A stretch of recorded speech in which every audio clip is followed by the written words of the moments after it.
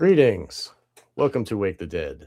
Today we are joined by our good friends William Ramsey and our good friend co-host Hans Utter of the Resonant State.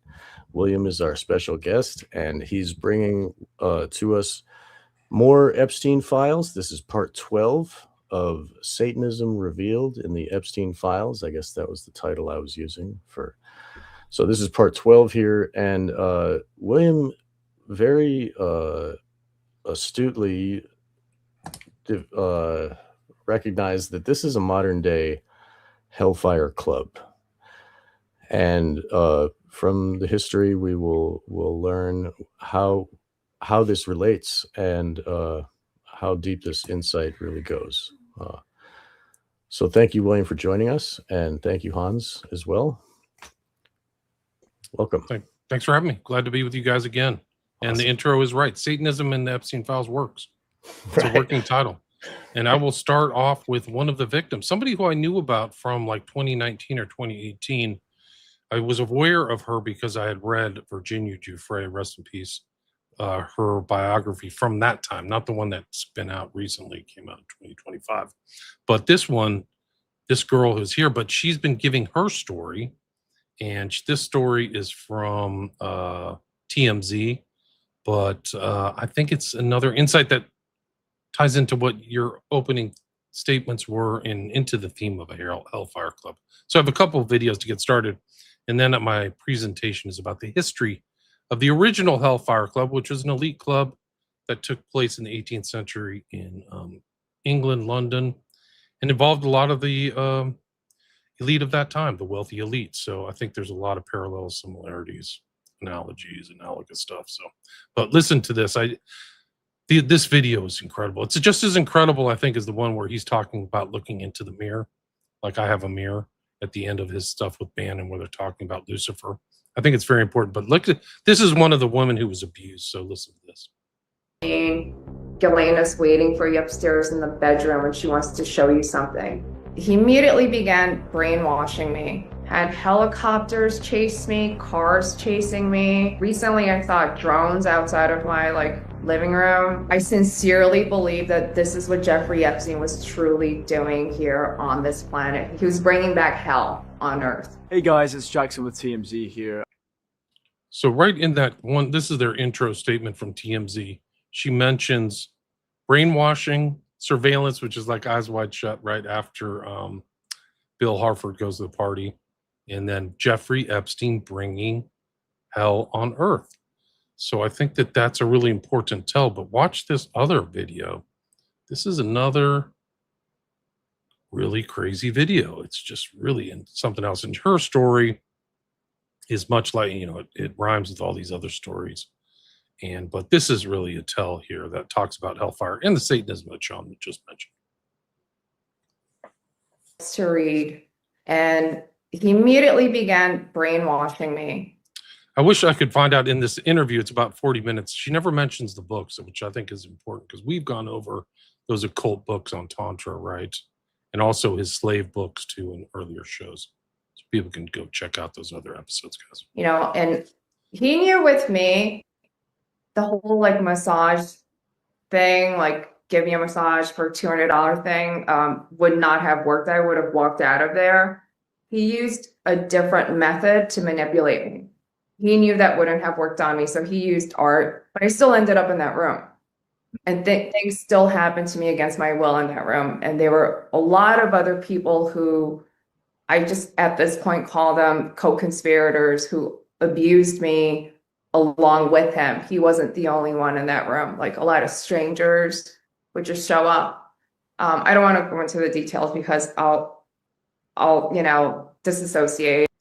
There it is, this common theme of dissociation with the victim. So they're heavily traumatized. So I think he knew about traumatic mind control or trauma-based mind control because she's not the only one. There's other people who've used this term dissociation. And I want to stay in the present, so I don't like talking about the details. By giving me books to read, he indoctrined his ideology, and his ideology was a polygamous empire that he told me he was planning on building. Like it's, you know, in the beginning, I read the books. I thought it was just an idea. I was studying history books. You know, he kept talking about it, and most of our conversations revolved around this harem. And I know, like in other countries, they call it the harem, but here in America, he called it harem. That's why I pronounce it that way. He told me I was going to be a favorite, and I was going to be part of Babylon. So now referring back to the religious artwork that I made, and him telling me I was going to be a part of Babylon. At that age, I had no idea that Babylon is the most grotesque, disgusting, unholy place that is mentioned in scripture in the Bible, in the Old Testament and the New Testament. I sincerely believe that this is what Jeffrey Epstein was truly doing here on this planet. He was building or rebuilding Babylon. He was bringing back hell on earth. Because if you read the Bible, this ties back into the whole design of the temple, which he designed. Like the Epstein files released this year revealed that he did want this Mameluke temple, this kind of temple from the Middle East, right? He wanted that design. And this is an interesting tie-in too, because she's an artist.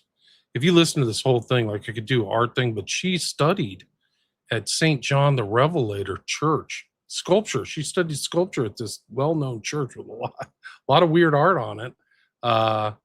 And it was something that she and Epstein talked about. So Epstein saw her portfolio. So she was an artist, and she was, I mean, some of the stuff that, like, she doesn't want to talk about it, but it's bad. BDSM stuff, really bad. Oh, you know, the children of real God, quick. Here, wait. they're The Babylon is where the Talmud comes from. So The Babylonian Talmud, right? That's right. Yeah, we saw that behind him on his desk and the bookshelf, and we know that, you know, that's the ideology of these people, and the like that's where the Kabbalism comes from, and that's where the Qliphoth Kabbalism comes from, like the same ancient evil that Hans and I have been talking about, or Hans has been talking about on my show and his show. And here, like even this evil anti-tree of life, the tree of death workings that they're putting on the whole society, right? And to bring back Babylon is to do that, right? To have this Qliphoth magic put upon the whole world to like to turn us into, to demote us and to push us down further from the light of Creator, you know. Kind of a weird thought, but I just want to bring it No, up. it's not. It's on the money. This is it, guys. This is what he was doing. This is straight from the horse's mouth. She heard it. She was with him. And so what's really creepy is once he got her under his spell or control, then he was bringing in more people, and even strangers, people she didn't know. And when you listen to this whole thing, she was one of the people abused in Manhattan. Like there were abused people in Zorro Ranch or Palm Beach, but the way she describes, like I could do a whole 40, like break down her 40-minute interview because there's so many details to it. Especially you, Sean, as an artist, would find it really interesting because she's an artist. I would that love was that. How? Can you send me the link to this so I can download? Yeah, it? I'll put it in the link right now. I'll put it Thank in you. the private chat and this. Wonderful. But it's just really interesting because she was right there. She's like literally there. He's talking about Babylon. This is just like there's pieces just coming out, and a lot of these people were not public until recently. So it ties kind of into our FBI intake. Some of these people clearly called the FBI, but now that the public interest is so high, like there's so many YouTube channels with victims I never heard of. Like I know she was around, but I'd never heard her statement until 2026. So yeah. Rena, I think she's Korean. She's of Korean ethnicity, and she Jeff Jeff made her. I mean, it gets you can read the Virginia Giuffre biography, but her and Virginia, like it's bad. Like that was some of the darkest stuff that I read in Giuffre's very dark biography. Like she had a terrible life, but she intersected with this person, Rena. So. But I think Babylon's very important. it all goes back to what you said. And almost every magician, they're all trying to go back to Babylon, right? So the Babylonian Talmud in this tie-in is very, very important. Yeah, I just want to say that and sorry for, I didn't interrupt almost, is that I didn't. I have my little cat of nine tails. If I do it, Sean. No, but basically, there was an earlier Talmud. The thing is, during the time in Babylon, what you have is the incorporation of all of these ancient mystery religions, all these ancient mystery cults, these different deities. Astarte. Astarte is very important, right? You also have all of these types of magical practices being incorporated, and the whole science of demonology coming from Babylon and basically being grafted into this potentially, oral, testament. So basically, this is where you see the shift, and you see all of these practices enter into, whether, mostly generally speaking, they're going to be secret. I mean, they're not necessarily for the average person in the street, but they are integrated. And all this demonology, for example, even the Shekinah, right? You go to the Wailing Wall, you're mimicking sex with a demoness, right? So this Lilith and all this other stuff becomes very much incorporated. So to bring back Babylon is to bring back this whole potpourri, not only of decadence, but of all of these, active cults of extreme barbarity. Like the Hellfire Club, right? It's the Babylon was where it was rich elites that were running society by just speaking it out. Like, this is the law now. They had total authority, and they were just abracadabra, making reality with their words. So the most corrupt, evil people are the ones who are writing down the words in this Talmud, and they're saying, "Oh yeah, you can rip off all the Gentiles, and oh yeah, you can rape all the children." Because their moral relativism is like, it's just a bunch of psychopaths arguing with each other on what what they should be allowed to do. So really, it's kind of the same as what we have now. I mean, the government system now they're just creating it from their immoral perspective, and then when you look at their personal lives, you see they're all doing the Epstein stuff, and the Hellfire Club was doing it, and ancient Babylon was doing it, and like in the times of Noah or whatever, people eating flesh, and like flesh of each other, and total immoral debauchery. Like, I guess we read about this type of stuff in the Bible, right? All the new information verifies the earlier information. So this is like another piece of the puzzle, much like the mirror and the reference to either scrying or he's the devil or whatever. Somebody sent me something of Trump looking in the mirror, and it's the goat, but you see that double meaning, double entendre, right? So it could be like he's the greatest of all time, or he's literally looking at a goat, which is not a good representation in the Bible. Or he's looking at a mirror of himself, and he's the goat that the Freemasons are riding in their ceremony. Like, he's just an animal beast that they are on top of, in control of, as they ride. Right. Let me see if I can find it. Okay. This Rena I think I've heard of her. This is really interesting. I'm glad you. It really is. It's it's another thing we could look into, because she's educated. Like, somebody paid for her university, and then she's also kind of seemed to be networking this whole art thing that ties into the DeviantArt presentation that I had. So, and he would build up the women to be like, some of them were just whores or whatever, but some of them he would build them up like Melania was, like he created this allegedly right it hasn't been totally confirmed yet. Right, allegedly, right, our opinion, but still, you're entitled to your opinion. Right, but I mean, at least at this time, like as of June 14th, 2026. Right, we're still clinging to freedom, but in any case, like some of these women are built up like this, like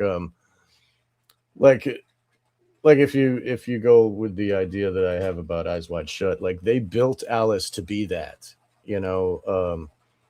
And the Mandy that was murdered, she was a high fashion model. They built her for that, and so it's like they find potential in these children, and they give them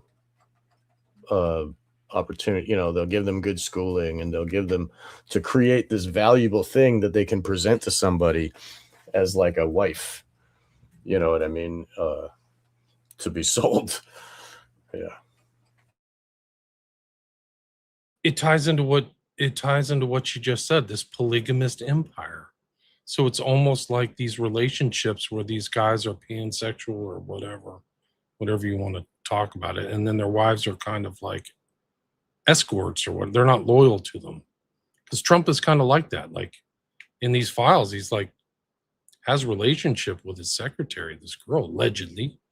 But here's the picture of Trump with the goat. People, let me know. This is from Don Jr. It's on his Instagram right now. You can literally go see it. But kind of, you could take this in a couple ways.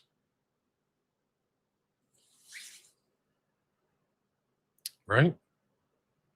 There he is with the goat. GOAT. That's great. That's really funny. So, you know, maybe that's like an insider trend. Let's get back to You remember that a peaceful cartoon, place, and The he Goat? Go ahead. That weird there's that weird cartoon thing that came out about the goat. It was like before 9/11, had all this like symbolism, and no one knew who made it, where it came from. You know what I'm talking about, right? So that that image reminded me of that. Pet Goat 1 and 2, I think. Yeah, back at Petco. Yeah, exactly. And so anyways, okay. So Rena O. was looking to build the opposite of that, and he told me I was going to be a part of it. And then as he handed me the books from that day going forward, he constantly talked about me having this baby with the Sultan. And he was the Sultan, obviously, in this Babylon world that he built for himself. Just hearing, you know, your firsthand. It's really something else. So this whole Babylonian stuff, it goes back to Ishtar, right? That's the whole thing in Right. Eyes Wide Shut. And here's the Ishtar star on Little St. James. It's right there. You can see it at the top. It looks like a sundial, but it's really an 8-pointed star. Huh. Pointing east of all places. Interesting. Pointing back towards Babylon. Yeah. So and Ishtar is Astarte, what Hans mentioned earlier, and she's also Cybele and Inanna and like a bunch of them. But it's the mother goddess, the great mother, the Magna Mater, same from Rome. It's the same idea of and it's in the Revelation, the whore of Babylon, the riding the beast. And she's got the cup of abominations, where you have to choose to imbibe in the evil and the filth, right? So that's what Epstein is doing. And when people are choosing to be at the Epstein party and participate, that is the same, that's metaphorically drinking the cup of the whore of Babylon, you know, that ancient filth and debauchery. Ancient, I guess. Well, anyway, it's eternal. But anyway, the whore gives it to everybody. She's like, you know, if you want it, take it. Come drink the cup, you know, like, and then that's like entry into the Lilith levels of the Qliphoth tree. You know what I mean? Once you, like, when you swallow the drink, it's like it's a conscious act of acceptance, you know, and it's like giving your consent beyond words. It is a consent-based thing that's beyond just like a contract. You know what I mean? You're using your body to do the thing, and it changes the world around you. You know what I mean? Like it all of a sudden, the world inside of you has changed as well. Like it's the whole thing. It goes deep. Like when you think about it, like Jack drinking the drink at The Shining. You know what I mean? It's like he's signing the deal with the demons.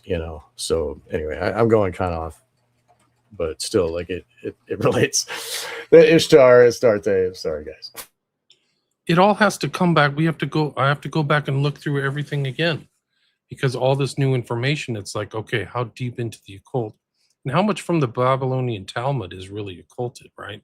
So it's not just some of the goy hatred or the, this kind of stuff, but what else is in there? What else is really in there? Or how, the hexagram is a magical symbol, man. Like, so it's like, whoa, Jeff is, it gets super dark. It's really dark stuff. Right. And that's kind of what the Freemasonry is based on, the Kabbalism. We talked about it before with Albert Pike, talking about that, how, Lucifer is the god of Freemasonry, all this blah. But he says that Kabbalism is the basis of their whole thing. And so, even that goes to that same Babylon, Ishtar, those the elite control of the world. Right. It's interesting that she calls him the Sultan. And here's one of the original. Well, this guy created one of the Hellfire, at least in the English world, Sir Francis Dashwood, with this weird Sultan hat and the eye on the center, right? Isn't he the guy that wrote above the door, "Do what thou wilt," and that's where Crowley got the words? Yeah, it was he created the Abbey of Philim, and he wrote in French, "Ne se voudras," do what thou wilt. Thank you, William. So Crowley adopted that. Your mind is a steel trap. You remember everything. It's great. It's from Rabelais. And so Rabelais was a monk, ostensibly, but wrote these very strange and very graphic, even you could say scatological, but lots and lots of occult stuff in Rabelais. And so that's where actually the Abbey of Philemon and do what thou wert comes from Rabelais, right? And so and he was not connected. Was he connected to the Hellfire clubs? No, he was it was just an abbey. Hundreds of years before that, but he was a monk, but he's sort of like Hieronymus Bosch, that kind of one of these people that produces this extremely outre work in the context of a, generally speaking, highly religious society. So Rabelais was actually protected by certain members of the church hierarchy. But that's the original origin of that. Yeah. Thank you. Your mind is also a steel trap. Thank you. But you also see this blasphemy with Francis, with Rabelais, with Eliphas Levi, who's a Catholic priest or a former one. I don't know. But also writing dark stuff on the side. So, and Epstein. So Epstein's interested in these sacred art cross. What's a Jewish guy with crosses and all this stuff? Like and all this kind of like Madonna themes and these things. And so you see that current theme, like, and she said, we should maybe I'll reach out to Rena. Oh, she has a podcast now. So I think that she's trying to stay public. So maybe she is, would be willing to join us. But she says a lot of really interesting thing that he got off on sacrilege. So these are huge tells like Crowley. So this whole kind of profaning of sacred things was something that he enjoyed, which makes his taste in art understandable, or understanding it with greater clarity, I would say. Right. Again, we're getting a better look at the mind of this psycho, like understanding the art is a perfect view for understanding what, and now we see how he's taking an artist and he's enhancing her abilities and, creating the perfect wife for him, the Sultan, to make babies with, to breed these super children, like I get, more eugenics, and we're seeing, these shows are great because we're really getting into the mind of the person and why is this going? What the heck is, how could somebody, you know what I mean? And we're finally making sense of it for our normal heads. We're from all these different angles. It's really been great. Thank you. It's really something else. Really, one of the things she says in another part of the interview is that she got the impression it was beyond sex. What Epstein really liked is to turn them, that he got great pleasure from taking something innocent and putting it under his control. I don't remember what she says verbatim, but now that I'm thinking about it again, I'm like, wow, everything she said is really important. I just took about 3 or 4 minutes out, but it was like, so then it's like something different. And then the impression that I'm getting that he was a sex magician too, which validates this tantra books and all this stuff. It's just another component of like, okay, we are dealing with like a high adept, man. This is not like a financier or even a Hebrewophile or some Lolita got person. This is something beyond that, beyond the superficial impression of Epstein. Well, this goes into, if you look at, say, the Zohar and some of these other types of the Lurian Kabbalah, is the idea of becoming Adam Kadam, right? Which is actually God. So, I've said this many times, but, the Ein Sof is what people would say, think of as God but what it is just primordial chaos. It's crawling chaos. It's just randomness. It's just complete entropy. It's just complete whatever, right? And the Adam Kadam is the risen man, right? So by creating all these children, he literally is trying to fulfill this destiny and become literally like Adam and God at the same time, right? So he essentially will take the role of God, and it's up for this ascension to become God, since God is just the crawling chaos or whatever.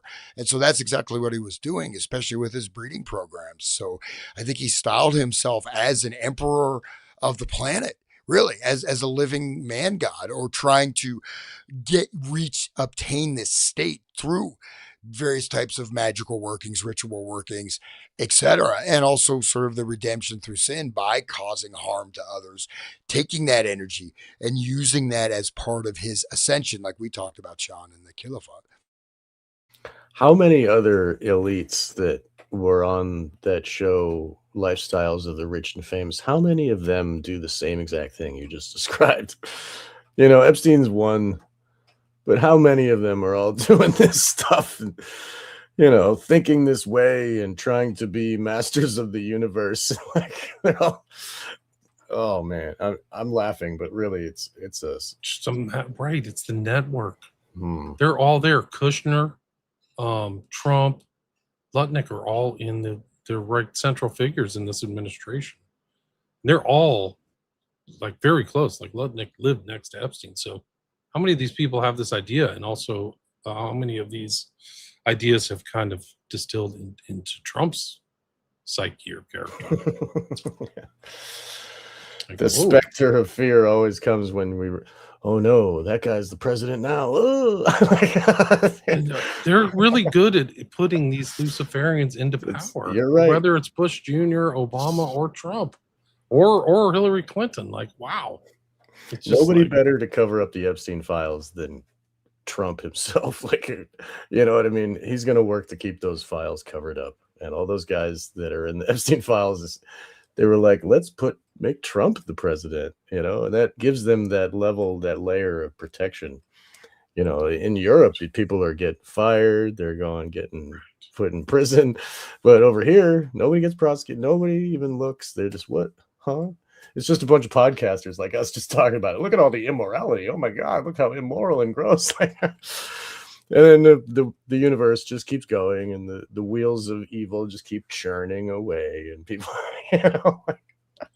it's interesting you say that, because I don't know if you guys saw this, but the New York Times published a it's like a mini booklet. It's based on a book, but it's this Inside the White House Freakout over the Epstein files. And I've done a 3-part series about the anatomy of the cover-up. And the first 2 parts I did before this was published on the 10th. But it just shows you the massive cover-up, man. Like they're literally in the like a skiff. This White House Situation Room. You see that? So they're not like, hey, let's just go into the Roosevelt room and chill out. They're like literally in a war room trying to figure out what to do with these files on July 17th, right? 2025. And the stuff on Trump is not pretty, man. Like somebody from the inside had somebody leaked this, and it's bad. But they were going to go on Rogan to try to like cover everything up with Vance. These guys' careers are over, man. Vance and Ruby and stuff. They're not going to get past all this. Let's hope so. Yeah, but the fact that they actually like did this. Ransom claims she knew a girl in Epstein sex trafficking named Jen. She said she had sex with Trump. So this is a new person. I don't know who this is. I could maybe it's in the files, but I haven't made the connection. She claimed that Jen told her that Trump had a predilection for nipples, and they'd aggressively flicked and sucked hers. Ransom wrote she had seen the evidence when she shared a bathroom with Jen. So this is like first-person evidence, like Rena O. This is the girl who said she was raped 3 times a day on the island, by the way, this Ransom girl. She's from South Africa. They looked incredibly painful as they were red and swollen, and I remember wincing when I looked at them, she wrote. Like, there's a lot of stuff in here. It's really dark. Oh, man. It's, anyway, this story's not going away. As all these girls come forward and tell their stories, too, you're getting different pieces of how big the network is. Right.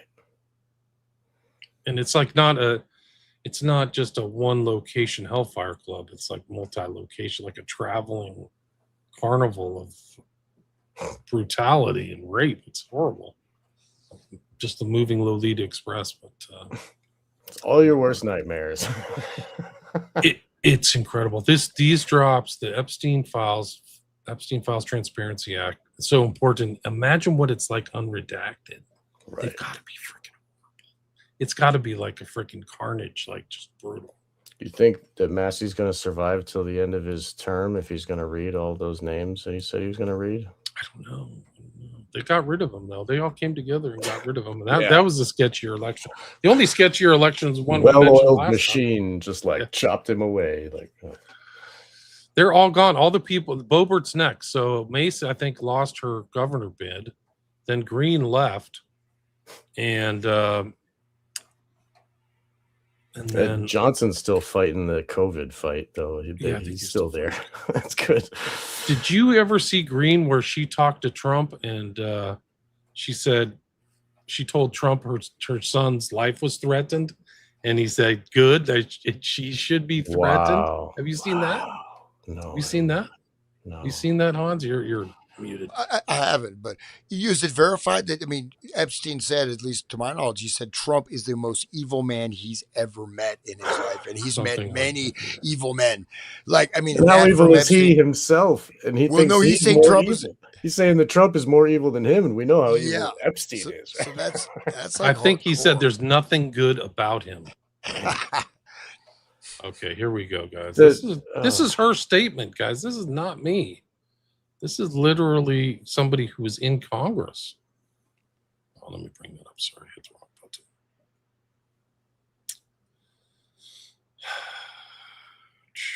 I'm reading the note right there. The comment: UFC owner provided girls to Wexler. So, wow.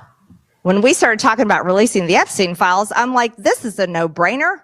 President Trump will just roll them out on a big cart himself.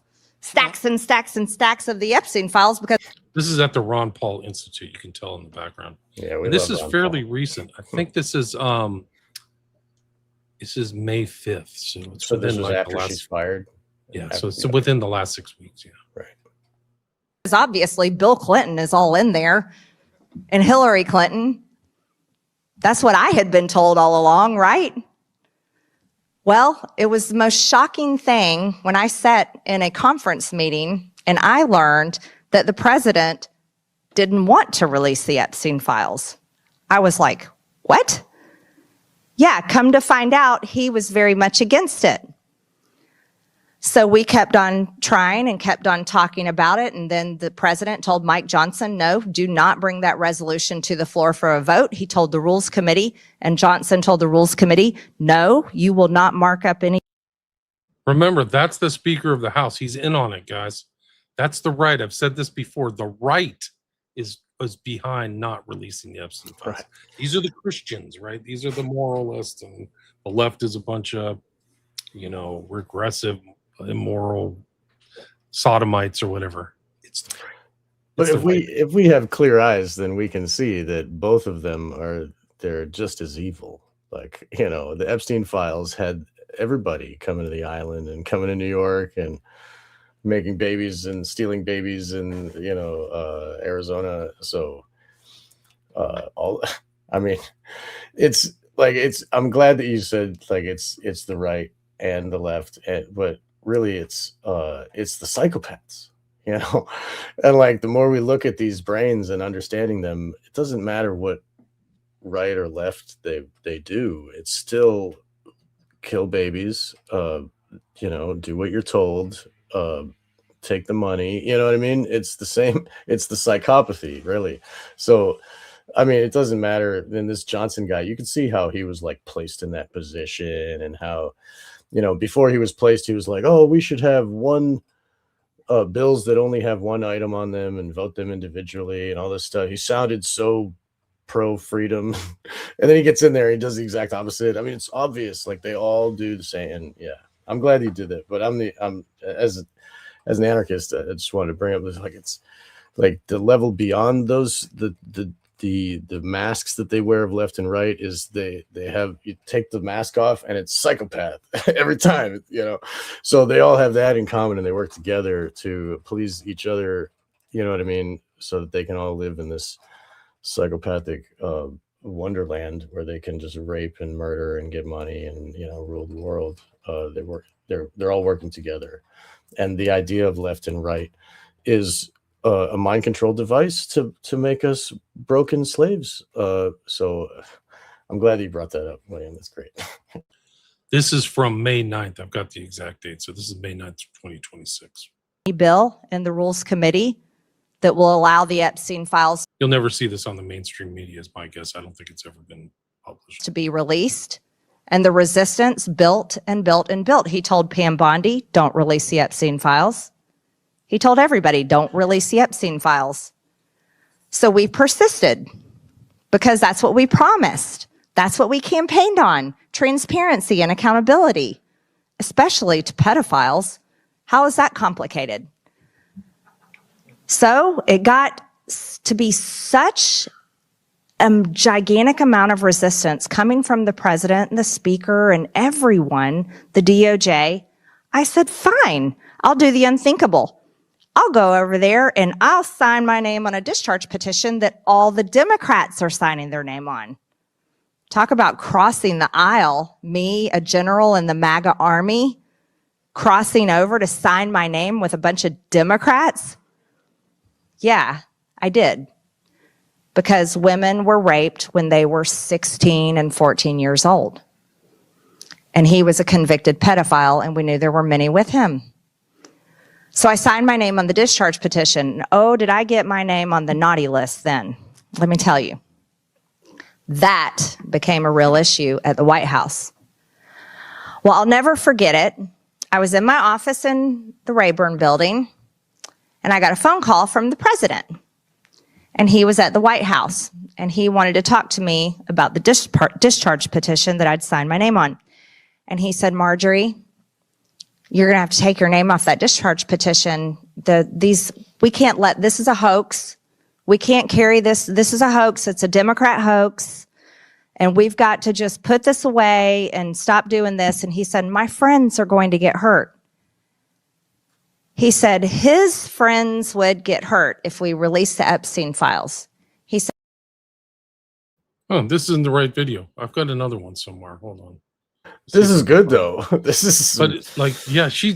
This is another one. You have to watch the whole thing again, just like Rena O, right. Because she's like she's telling the public, I am in direct communication with Trump. Like that's what she's letting people know. Right. Damn, I don't know what I did with that other video. Put it in the wrong file, I think. Shoot. It's all right. Anyway, but I mean, we can find for ourselves. But go ahead, Han. Sorry. Yeah, there's also, I mean, it's important to understand there's like a glass ceiling in terms of if you're not going to enter into these types of practices and debauchery or whatever it may be, you're going to hit a level where you're not going to be able to progress further.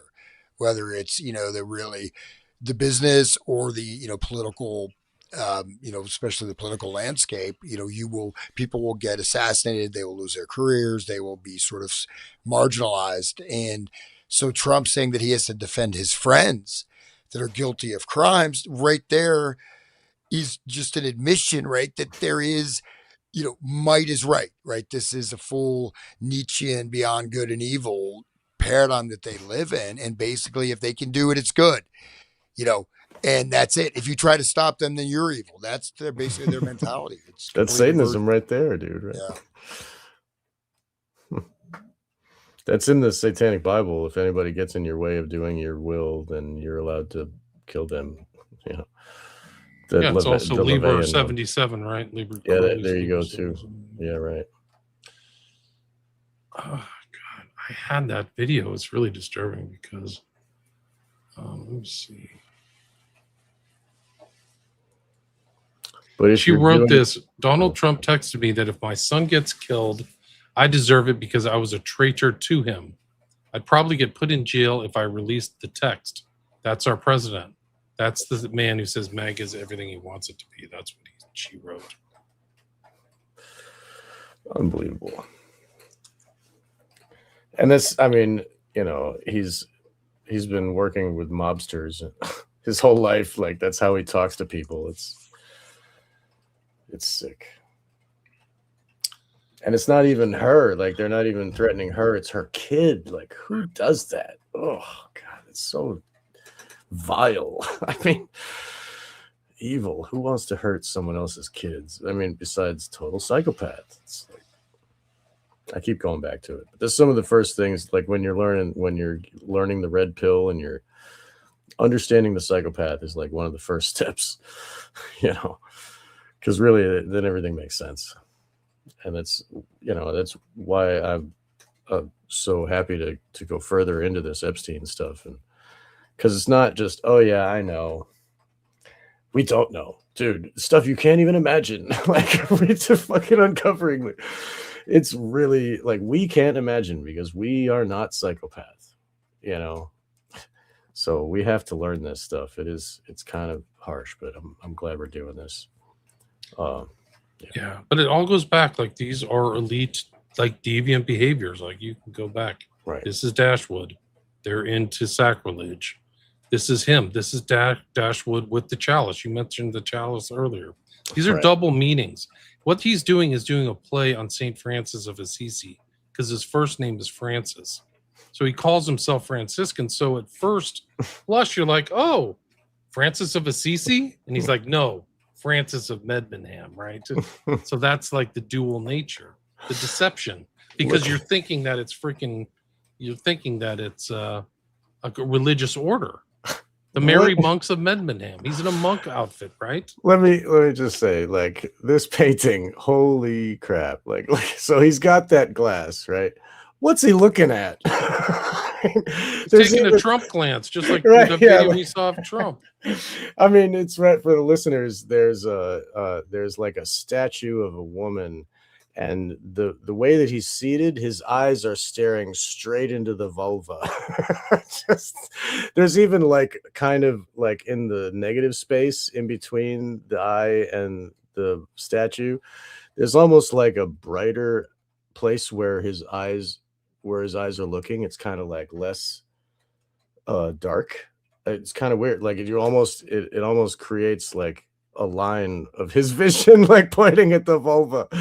It's really funny. And like behind, there's a snake wrapped around the post and climbing up the leg of this woman. And the woman has no hands on the statue, no will of their own. And they're a statue. They stay there frozen for you to look at, and do whatever. Very interesting. They're all highly symbolic back then. So they tried to put in all this symbolic meaning into paintings like this, especially the esoteric occult ones like this. This is a perfect example of that.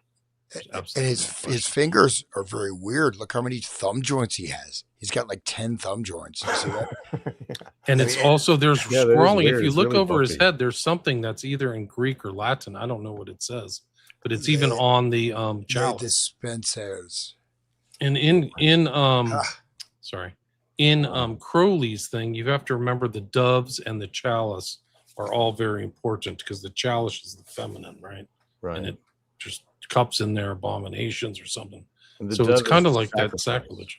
Yeah, right. If you look on the bottom right, you look at this thing that almost looks like the coiled phallus of what's that god of Eliphas Levi? The Baphomet. Oh, See it on the right? It's like a baby though, but it's under her feet. Is that a snake coming up with behind her leg? I don't It's know. a baby. Oh, Yeah, okay. I thought it was just a post. I thought that I don't know. I could be No, wrong. wrapping around No, was no, it's the a snake. baby. It's a child or something there. Wow. There's like a serpent head coming out of it. Holy crap. Yeah, so It's dark like stuff. wrapped around the baby's body, right? Whoever Wow. did this, it's the Society of the Dilettante. Remember, this guy is one of the wealthiest people in England at the time, too. So he's super wealthy, like Epstein. But lay dispenser is another word for the exchequer. So he was basically like Plutnik. He is the head of the treasury of England before the American Revolution. So this massive elite corruption took place around 1750s in England. And then the revolution happens in 1776. So all the lead up to all this stuff, the taxes and the stamp tax and the tea tax and all that stuff is by these guys. Right? Wow. And people are telling them they're mismanaging it and they're bums and all this stuff. And then you realize they're one of the main reasons why Britain lost their colonies and why we're semi-free today, getting more and more enslaved every day, but still semi-free. We can still talk.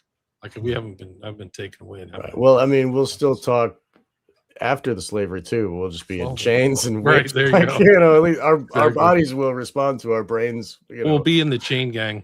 Yeah, right. We'll be in the gang together. Yeah, exactly. They'll chain us up together. But these are really incredible. The pictures tell a whole story themselves. You know, it's just off the charts.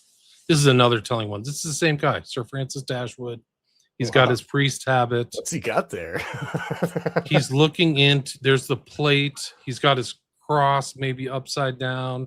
Another obsession with females. He's got his mask, right? He's got his eyes wide shut mask. Oh, right. And that's apparently the Earl of Sandwich looking through some fake halo at the back of his head. Really? Yeah, so it's I not. thought that was like a moon or something. Okay. That's like what it said in the depiction. So that's the plus ultra. That's like the next dimension looking down into our world from above, like the eye of the pyramid. Right?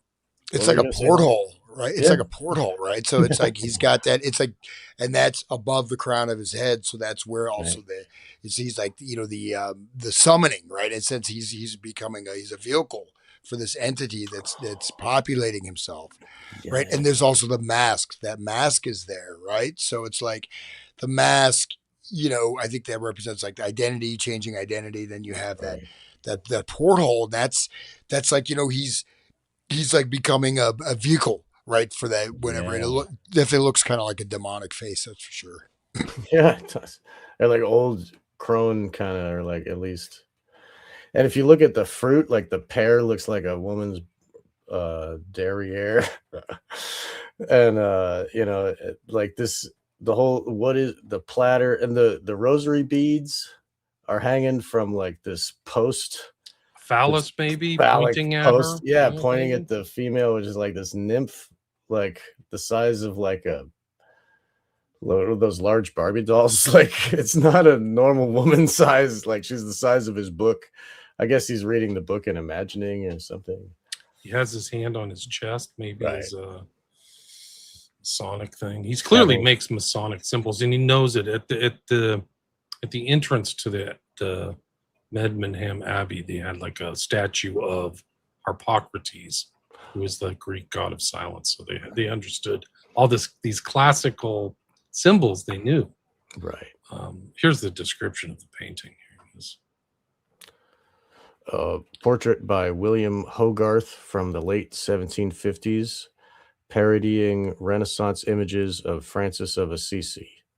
The Bible has been replaced by a copy of the erotic novel Elegantiae Latini Sermonoi, and the profile of his friend Lord Sandwich peers from the halo.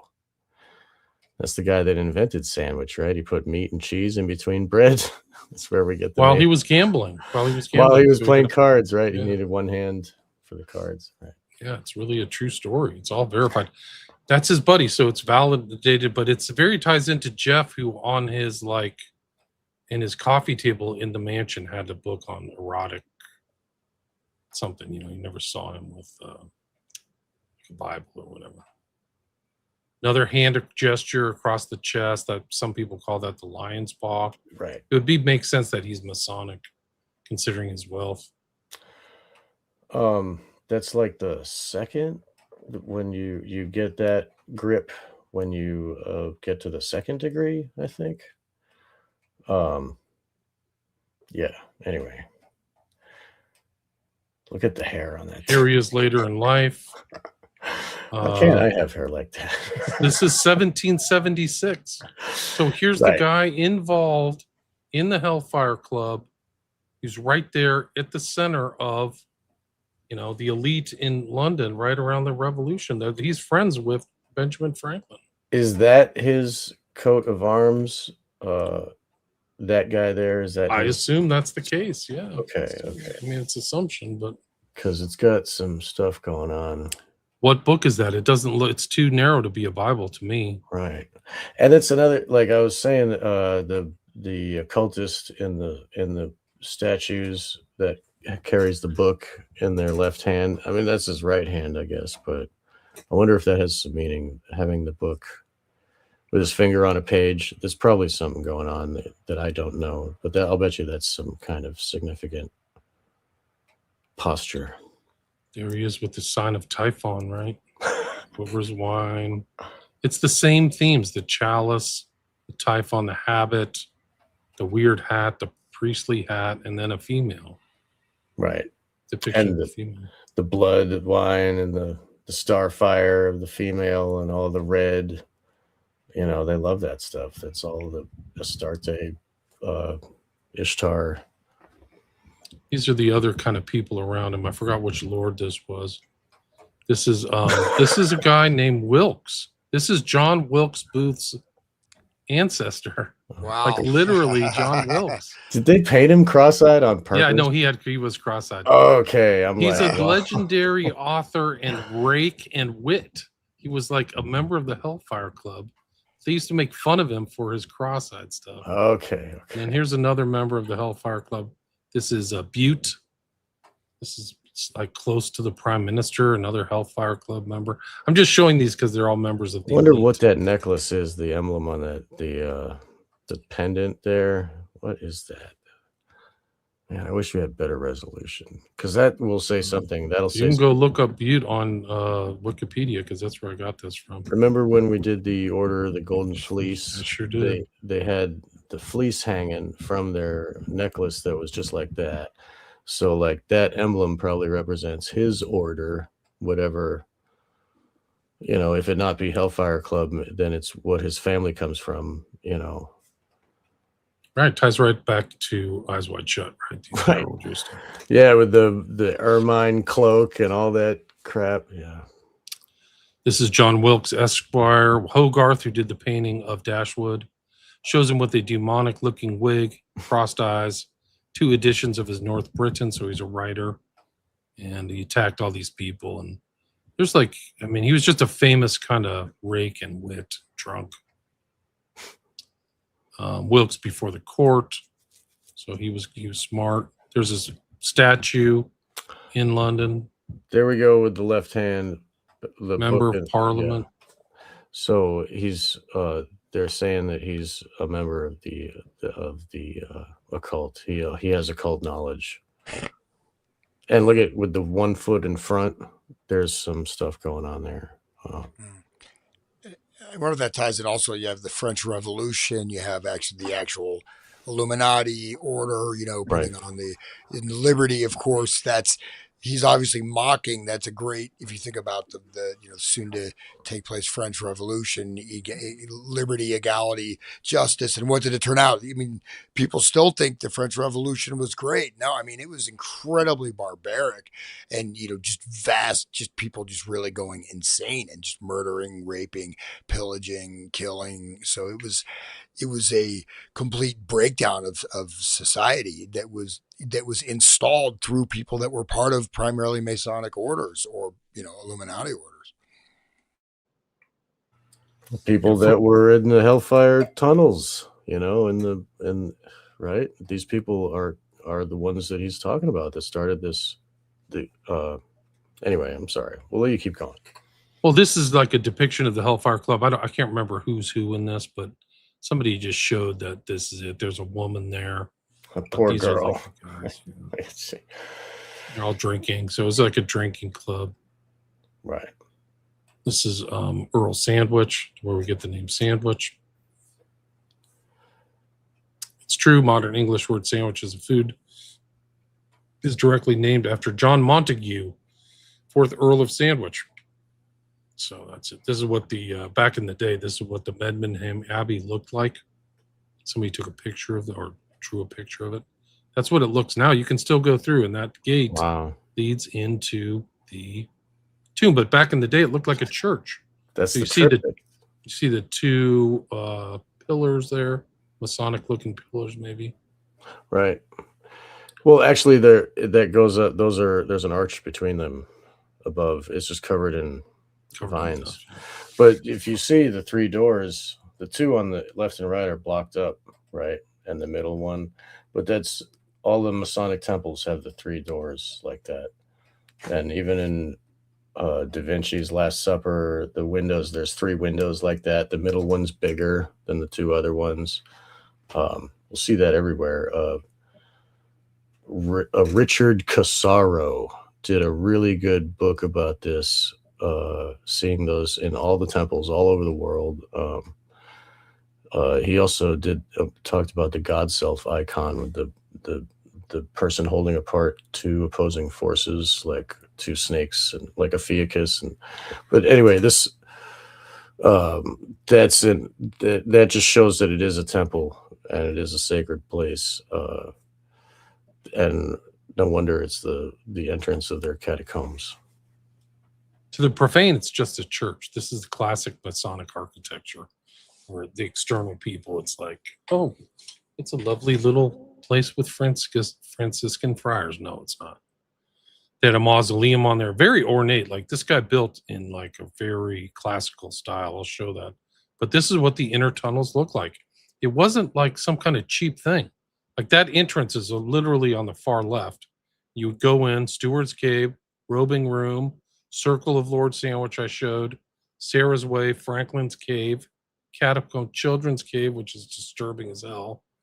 Then like why would they name it that? You would cross over the river Styx into the inner temple.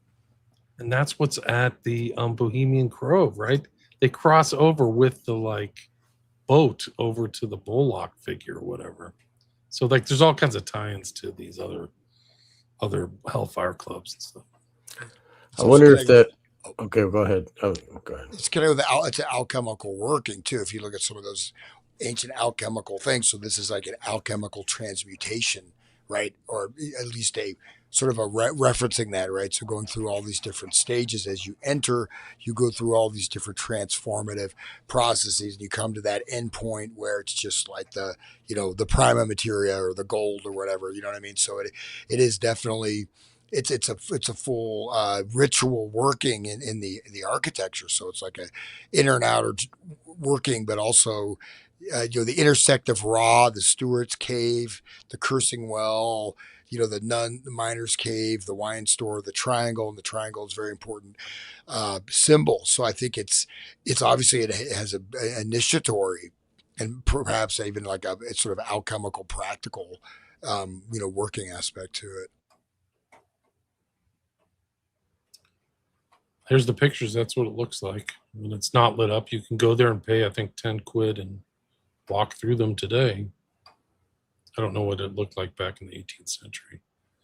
But Probably spookier with firelight, torch. Yeah, I mean, I think that they did things where like you didn't like the Hellfire Club met, I think, once a month or at certain times, kind of like the Bohemian Grove. But this is an interesting article about him and talks about all this stuff and their blasphemies and earlier writings. There was an Irish Hellfire Club at the time as well. And there's a book, 1925 Lives of the Rakes, the Hellfire Club by Beresford Chancellor. So there's like decent history about the texts that go into this. And I have that. I don't know how in depth you want to get, but this like I guess romantic clef. I don't know. This Chrysal is Adventures of a Guinea. Guinea is a coin at that time. That's what they called them. But this goes into the extent of the Hellfire Club, and you can see that, or the Monks of Medmenham, which was where it was during the reign of George II. I don't know if you guys want to read this. It kind of goes in detail. I have about 10 pages, but it is interesting, and it kind of goes into, this is just the introduction to Chrysal, but it just goes into these characters and how it was like. I mean, I think he even writes in this, it's like, where's the other one?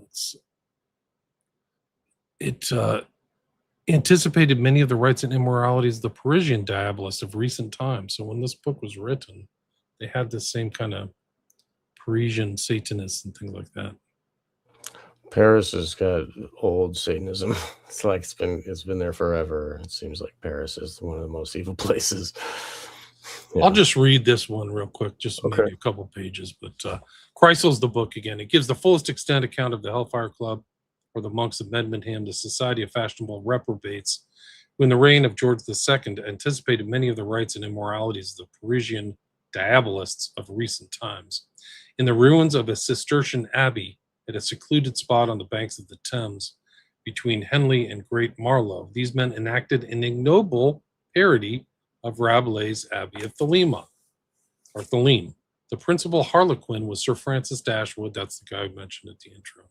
The buffoon, whom Lord Bute made Chancellor of the Exchequer, though he was reputed to be unable to do a sum of simple addition. After him, the members of the order called themselves Franciscans. So it sounds like St. Francis of Assisi, but they're of Francis Dashwood. In the old chapter house, this crew of debauched wits performed a burlesque ritual founded partly on monastic ceremonies and partly on classical rites and nondescript superstitions, the wildest orgies that could be found in books or invented by their own silly ingenuity. Besides Dashwood, the following were among the members: Wilkes and Churchill, George Bubb Doddington, immortalized by Browning as the most abject sycophant of his time, Robert Lloyd, a miserable poet who died in the Fleet, Thomas Potter, whose father, the Archbishop of Canterbury, that's a big title, disinherited him. So Thomas Potter got disinherited by his dad for his dissolute life. Paul Whitehead, the tailor poet, Sir William Stanhope, Henry Lovabond Collins, Sir John Dashwood King, Lord March, afterwards the notorious Marquis of Queensberry, Sir Benjamin Bates, owner of Medmenham, the Earl of Sandwich, and Sir Francis Duffield. To be enrolled among this set of fashionable sinners was a distinction much sought after by a certain class of parasites. But there was an order within the order, consisting of 12 more abandoned profligates. To be elected to a seat in this sacred number was an honor courted by all. Chrysal describes a sitting of the blasphemous conclave at which Wilkes and Dashwood are rival candidates for election. Wilkes, being rejected, contrives to revenge himself on his competitor by introducing a baboon painted and dressed to represent the devil at the moment when Dashwood is engaged in offering a sacrifice to his infernal majesty. There is uproar and confusion, in the midst of which the animal, scared to death, jumps on the back of the startled neophyte, who thinks the demon he has been invoking has really answered his summons. Quote, "Spare me, gracious devil," said he. "Spare a wretch who never was sincerely your servant. I sinned only from vanity of being in the fashion. Thou knowest I never have been half so wicked as I pretended, never have been able to commit a thousandth of the part of the vices which I have boasted of. I'm but half a sinner. My conscience always flew in my face when I committed any crimes. My heart gave the lie to my tongue when I gloried in my vices, and I trembled at the damnation I affected to brave. Oh, spare me, therefore, at least for this time, till I have served thee better. I am as yet but half a sinner.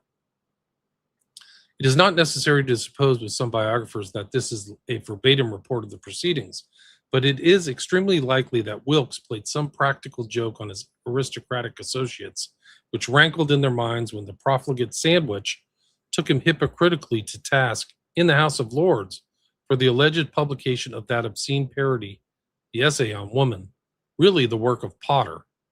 So Potter's the son of the Archbishop of Canterbury who gets disinherited by his dad because he's a bum. What must have been the effect of such a caricature of Sandwich and his coadjutors at a time when the country was in a riot from end to end against the cabinet, a cabinet largely recruited from this gang? This, like, they're literally rioting and they're all bums and they're like in a Hellfire club. It will, Brad. It's like the Trump administration. I'm not kidding. It's not an exaggeration. It will perhaps be a help to the reader to give some brief account of the more important actors in the story, especially of the members of the Hellfire Club, who not only cut a conspicuous figure in the following pages, but were prominent in the life of the time. So this isn't some kind of like gang of people who nobody knew about. These were like notorious figures in politics. Do you want to take over, Sean? Or Yeah, I'll take over. Okay, the founder of Blasphemous Order. That's right. I see. Can you read it? Okay. Yeah, I can read it. Okay. The founder of the Blasphemous Order, Sir Francis Dashwood, was a young debauchee who, like the Earl of Sandwich and other libertines, loved to pose as a patron of the arts. He had been in Italy and was a member of the Society of Dilettanti, right? I guess the dilettantes in Italy. A good story is told of an exploit in the Sistine Chapel one Good Friday, when a service of atonement was being held. Extinguishing the lights, a priest gives the signal for the penitents to bare their shoulders and chastise themselves with a small scourge carried by each. Dashwood was not satisfied with the quality of the self-inflicted punishment and came armed with a horsewhip concealed beneath his coat. Swinging this right and left, he marched up and down the line of penitents who shrieked that the devil was among them. Dashwood got away, but had to flee for his life from the papal territory. When he entered Bute's cabinet, his speeches on finance were received with roars of laughter, and his first budget, with the ingenious tax on cider, raised a storm in west of England. He plumed himself on the title of the worst chancellor of the executor of that ever lived. Next page here. And retiring on his laurels, he sent to the upper house of Lord de Despencer. One much abler, but not less depraved of these votaries of diabolism was John Montague, 4th Earl of Sandwich, celebrated for his ugly visage, his ugly face, and charming manner. Born in 1780 and educated at Eton and Cambridge, he performed the Grand Tour, an account of which, purporting to be written by him, but more probably from the hand of his tutor, appeared posthumously, and on the strength of this experience, he posed as a virtuoso. Returning to England on his coming of age, he at once plunged into politics. Just true psychopath. Like, he's going to jump right into politics. Okay. Anyway, he became a commissioner of the Admiralty and succeeded Bedford as First Lord, at the same time holding a commission in the army, where he rose by regular promotion to the highest rank in spite of the fact that his service was purely nominal. He appears, so he was a member of the crew. They kept giving him promotions, right? He appears to have taken a keen interest in naval affairs and to have had a reputation of conducting his work efficiently. He was British plenipotentiary at Breda, and at the conclusion of the Treaty of Aix-la-Chapelle, Sandwich was no doubt a man of genuine capacity, but some of the redeeming features of his character, such as his responsibility for the reforms in the dockyards attributed to him, were probably merely the result of his taking credit for the work of subordinates. Owing to the jealousy between the Dukes of Newcastle and Bedford, Sandwich was dismissed from Admiralty in 1751. Until 1763, he held only minor appointments and then came back to this department. The later career of Sandwich was more scandalous than that part of his history pertaining to the present work. As First Lord of the Admiralty, he used the vast powers at his disposal simply as a machine for political jobbery. Jobbery is a word I've never heard before.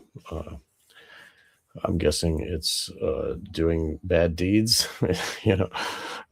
He was alleged to have sold appointments, to have embezzled funds, and sold government stores for his own benefit. The dockyards, at all events, fell into a shocking state under his administration, and the fleet grew rotten with neglect, so that many a ship was lost with all hands through the criminal mismanagement of those in office. Wow. The grosser charges have not been proved, but for the general maladministration, Sandwich was undoubtedly responsible. Keppel's failure in 1778 was rightly attributed to Sandwich, whose residence was attacked by the mob. A scandalous revelation that ensued as to his private conduct led to his final exit from the public life in 1782. He died 10 years later. Churchill attacked him fiercely in The Candidate, written when the Earls of Hardwicke and Sandwich were contending for the high stewardship of the University of Cambridge.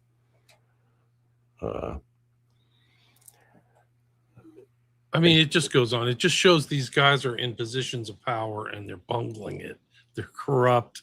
And this is happening around the American Revolution. So I think that these kind of things these characters are in part responsible for kind of a breakdown in the imperial system, the colonialism. I think that's fair to say. We can go on. Do you want me to read the poem there? If you like to, yeah. Go ahead. I can read a bit, but no, it's important to see that you have these people with they have no talent. In fact, they're untalented, right? They say, I don't know if you read that, but the saying like Dashwood, like he was the worst. He couldn't even do mathematics, simple figures, and it was like just a comedy of how bad they were at their jobs. So this reminds me of something close to hand, doesn't it? Just a little. Yes. I can't think of what. I can't think Seems of what. so familiar. It resonates in our current state. Right. It resonates in our current state. Resonates in the current state of America. How about that? That's for sure. Okay. From his youth upward to the present day, when vices more than years have marked him gray, when riotous excess with wasteful hand shakes life's frail glass and hastes each ebbing sand, unmindful from what stock he drew his birth, untainted with one deed of real worth. Lothario, holding honor at no price, folly to folly added, vice to vice, wrought sin with greediness, and sought for shame with greater zeal than good men seek for fame. That's pretty good. That's a lot of these guys. Yeah, if Hans, if you want to read, go ahead. You can take over, scan down, or Okay, take it. There's sure. a lot of more slides. Okay, so the essay on woman is said by contemporary writers to have been addressed to this unvenerable Messinas. I can't read that word. At any rate, the assumed indignation of his indictment of Wilkes in the Lords for publishing this poem was Sandwich read with unextinguishable gusto to his peers in spite of continuous protest was characteristic of his shameless cynicism. Lord Chesterfield is said to have penned the following character sketch of Sandwich. The art of robbing vice of its disgust and throwing it around the mantle of convivial pleasure, belongs in a very peculiar manner to this nobleman. I understand that from his youth to the present time, he has proceeded in one uniform, unblushing course of debauchery and dissipation. His conversation is chiefly tinctured with unchaste expressions and indecent allusions.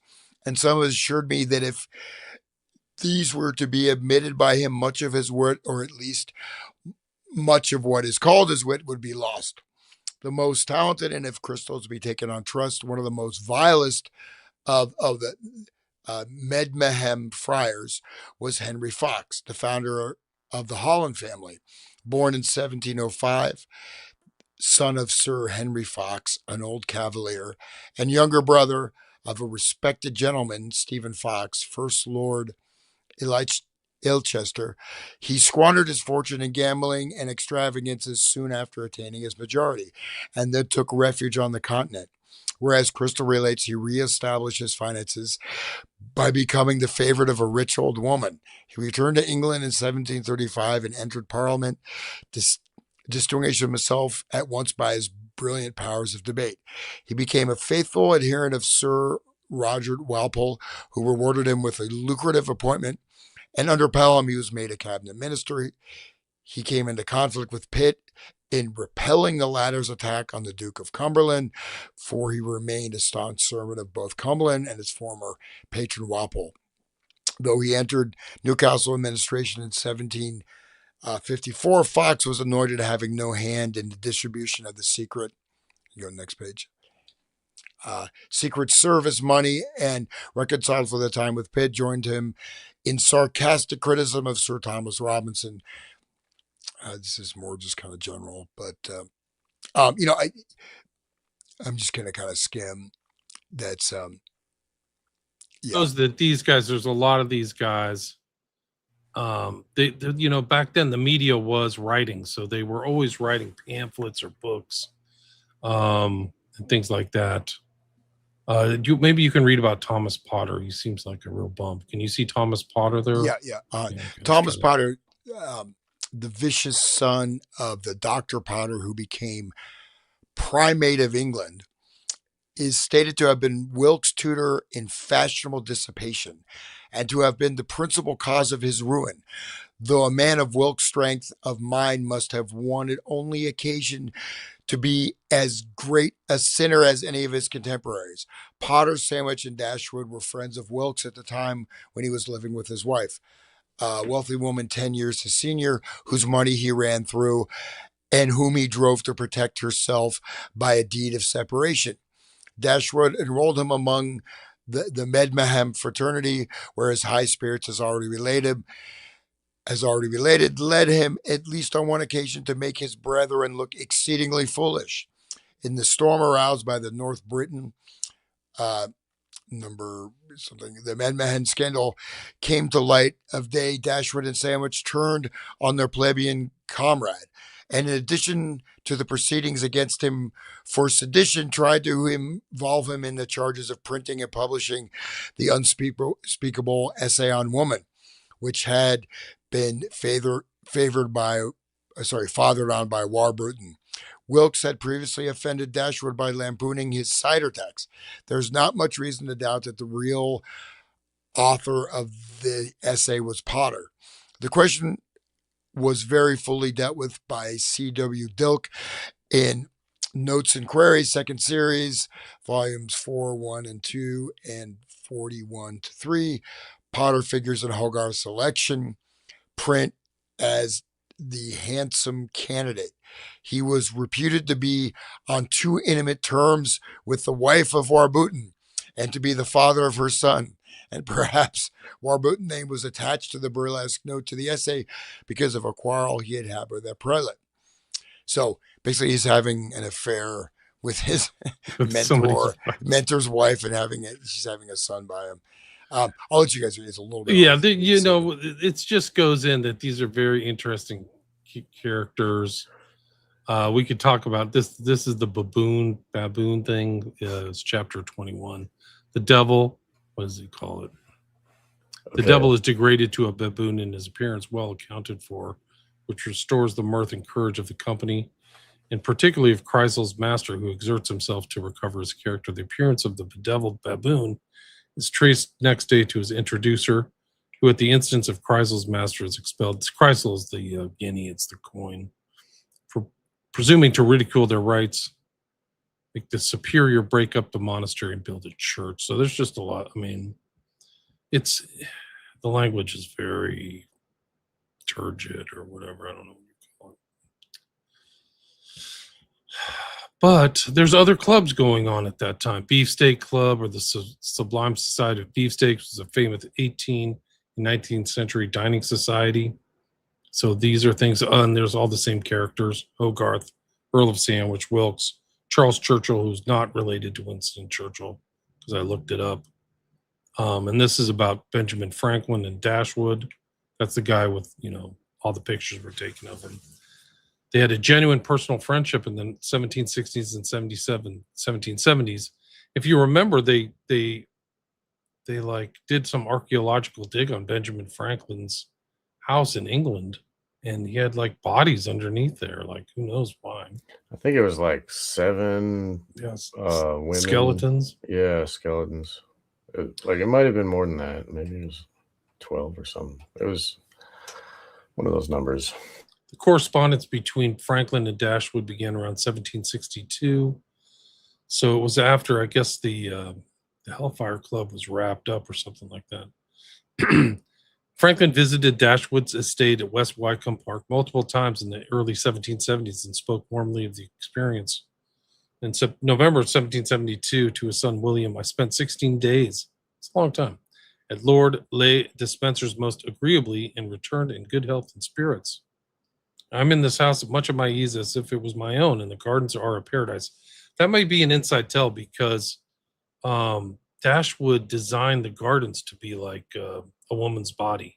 So like this might be, but a pleasanter thing is the kind countenance, the facetious and very intelligent conversation of mine notes, praising Dashwood's wit, worldliness, and company. Stayed in a guest cottage on the estate. One of the chambers in the West Wycombe Caves, Hellfire Caves, is traditionally called Franklin's Cave in his honor, as a frequent visitor. So maybe it didn't close. Who knows? Like, the histories probably aren't fully honest, I would say. This club was most active from the 1750s to 1760s. And there's Franklin. What's he doing with his thumb there? Do you know what the thumb on the chin means? Oh, right. That's Masonic too, right? Sure is. I don't know It what means it means. He's part of the club. He's part of the cult. Right. That's what he's saying. And that is a bust of Isaac Newton. So Isaac Newton, they do these looking down. So Newton is looking at, who at the time was kind of like the apex of human reason and logic or whatever. So he's looking down on Franklin. So Franklin, whoever did this, makes Franklin his kind of like ideological offspring, so to speak. Anybody want to read this? It's the portrait of Benjamin Franklin. It's interesting. Sure. The portrait of Benjamin Franklin was commissioned by Robert Alexander of the firm of William Alexander and Sons, Edinburgh. The impressive beribboned document held by Franklin in the portrait is not a treaty or an act of parliament, but one of Alexander's deeds. The other books and pamphlets suggest the learned evidence brought in support of a wise man's decision. The bust of Isaac Newton, whose gaze is directed toward Franklin, invokes the greatest English voice of reason. The portrait nonetheless sits squarely in the broader tradition of enlightenment.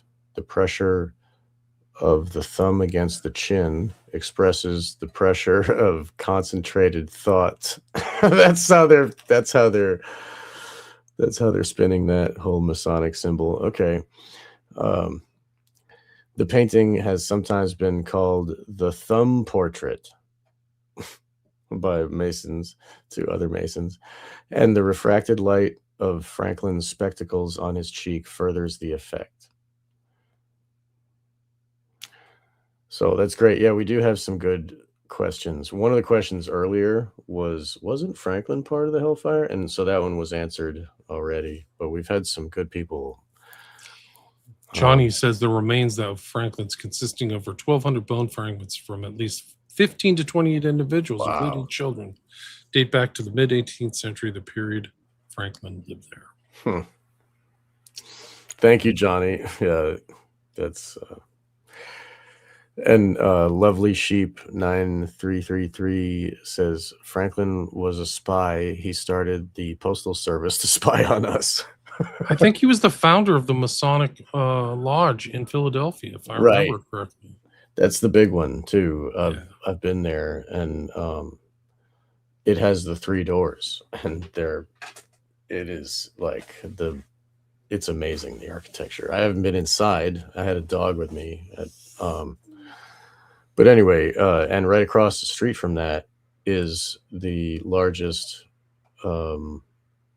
non-mortar Masonic building, the tallest, which is the Philadelphia Town Hall, whatever I guess it's called. I forget the name of it, but they've got the office in the center. There's a big like sundial type thing, and they're at the Masonic cornerstone. There are all 4 races of the planet enslaved under the octagon, holding up the structure of the building. It's really interesting. There's a lot of symbolism in those buildings, and there's homeless sleeping right outside. It's pretty bad. Philly's pretty bad, but still, I think that's like one of the biggest Masonic in all of America. It's the most important lodge. Anyway, makes perfect sense. Here's like something from the grotto of the West Wycombe Park. You have those 2 doorways like you were talking about, the portal in the middle, the caryatids holding up the temple, some guy making the sign of Hermes or whatever. You see that in tarot cards and stuff. And he's got that thing in his hand. I forgot what it is. That's a womb. That's a vagina, right? It's a door of life that we all come, as it says. The door of life. We all come into the world, and what some idle wits have called the same entrance. We all come into the world, but it says he mentions also that Lord Bute had encouraged Dashwood to erect a Pompeian column, a reference to the Temple of Venus at Paphos on Cyprus in front of the entrance. There are in these gardens no busts of Socrates, Emanapodes, or Hempen, a reference to the Temple of Ancient Virtue and the Temple of British Worthies at Stowe. But there's a most indecent statue of the unnatural satyr, the satyr with a goat in the King of Naples collection. So there's a satyr, there's a goat, and it's pretty clear there. That's Pan. Pan is the satyr. Pan, right? The great god Pan. You've got, But a temple I've mentioned are 2 urns sacred to the Ephesian matron and to Potiphar's wife, with the inscriptions Matrone Ephesiae Cineres Domine Potiphar Cineres. Who's Potiphar? I forgot who Potiphar was. He's in the Bible somewhere. I forgot what he was. This is a really interesting article, but it goes into detail about Dashwood's life and the Grand Tour and how they lived back then. Because Dashwood had the money to go to Europe and go to Rome and all these other places. And so he brought all this stuff back. But there's very parallels between him as a patron of the arts and Epstein. There's just absolutely no question about it. So Right. stuff. I mean, this is just another article. It's really interesting. Traveling like Different clubs, dilettanti. the same Dashwood- as Epstein. It's the same. Yeah, And his humor is the same, like gross sexual, like owning of people type of thing.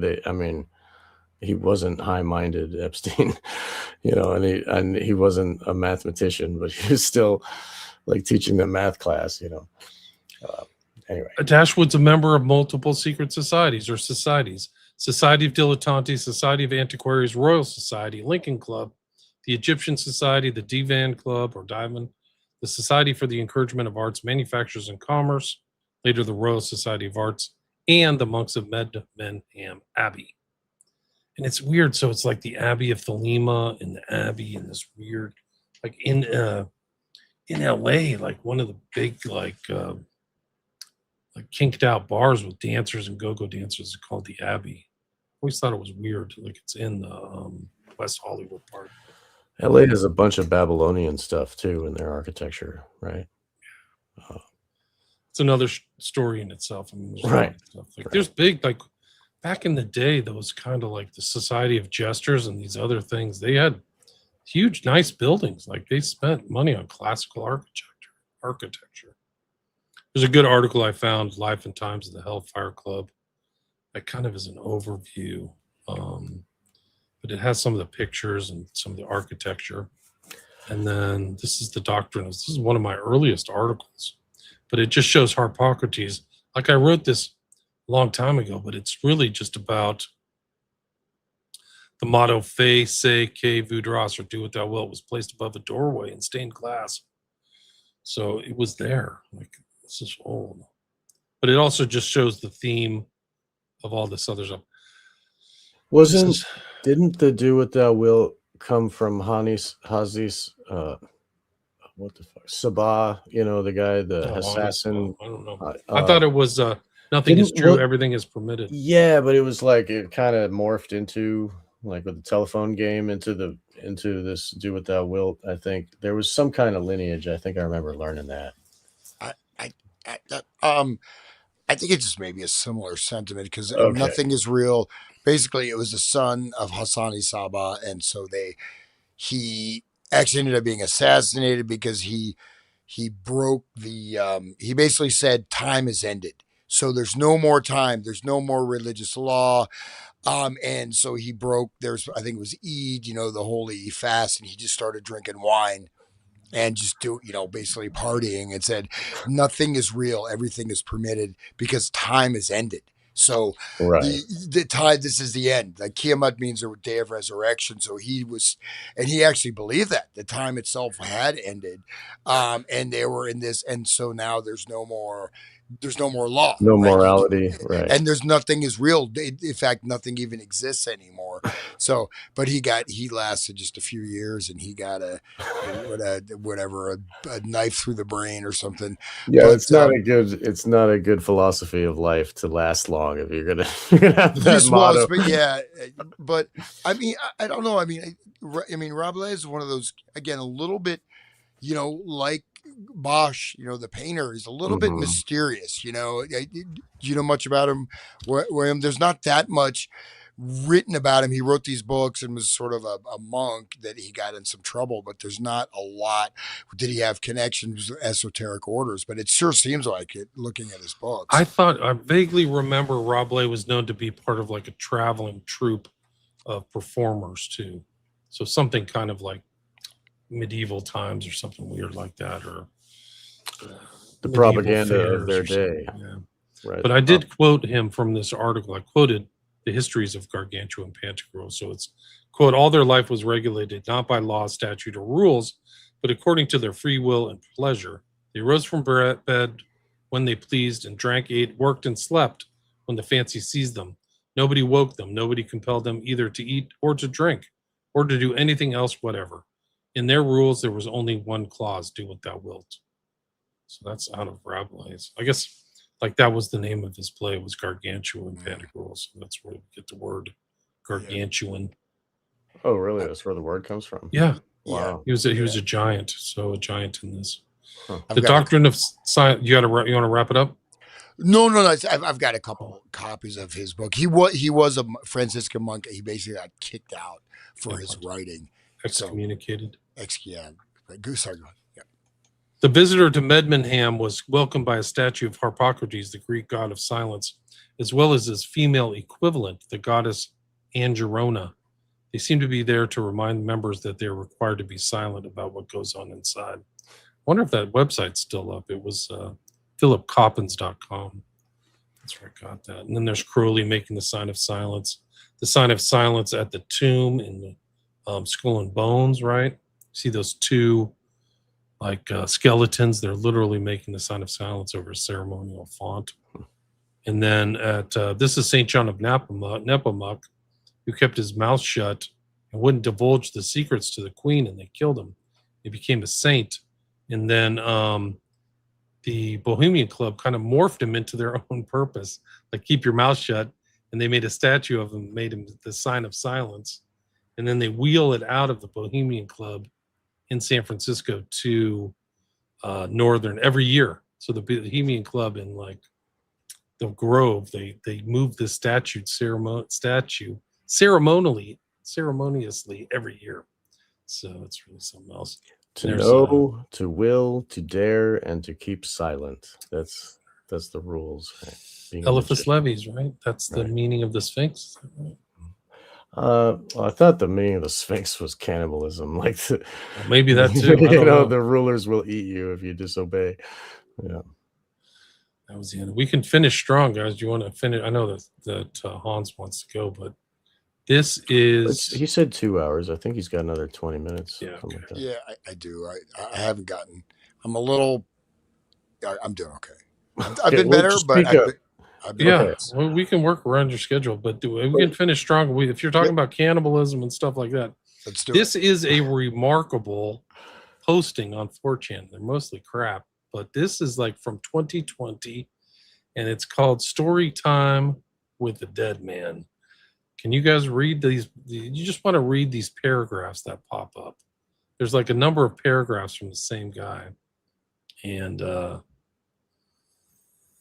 guys ready for this?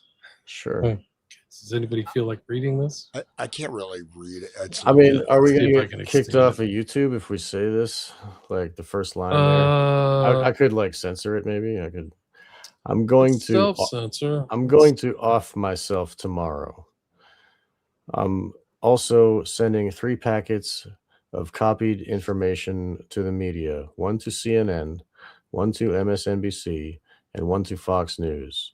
You all will have to see which one tells the truth about the information they received and who doesn't. I trust 4chan to do this because of our history of releasing legit info in the face of mass media cover-up. Now, we know that the whole QAnon thing was a government operation like that descended on 4chan. Like, I don't know why this dude trusts 4chan. Anyway, I have been a professional driver / security guard for a circle of very wealthy people for almost 8 years. I started by working the door at a private gentleman's club outside of the DC area. From that job, I was introduced to some employment managers for Jeffrey Epstein. Because I had experience as both a cab driver and a bouncer, as well as always overlooking and keeping my mouth shut about the drugs and prostitution my employers at the club profited from, they thought I'd be a good fit to work the weekends for Mr. Epstein. At first, I didn't do very much, definitely nothing important. I would run errands mostly and do anything my manager, who reportedly directed to Mr. Epstein, wanted me to do. So, say the gardener calls out sick one day, it would be me mowing the lawn in his place. I was sort of a floating general helper. Inevitably, I ran into Mr. Epstein now and then. and he was always very personable, enthusiastic. I had heard about his original court case and the rumors and everything, but just meeting this guy made me feel like it was all a lie because he seemed so kind and genuine. I thought he really was just this hotshot money man, like a Bruce Wayne or Tony Stark kind of figure. And I think ultimately that's how he wanted us all to see him. His God complex was, to say the least, very developed. Right. That's exactly what you said earlier about his God complex, right? Or like he was moving towards God. Okay. Then go to eventually I was trusted with bigger jobs. Eventually I was trusted with bigger jobs.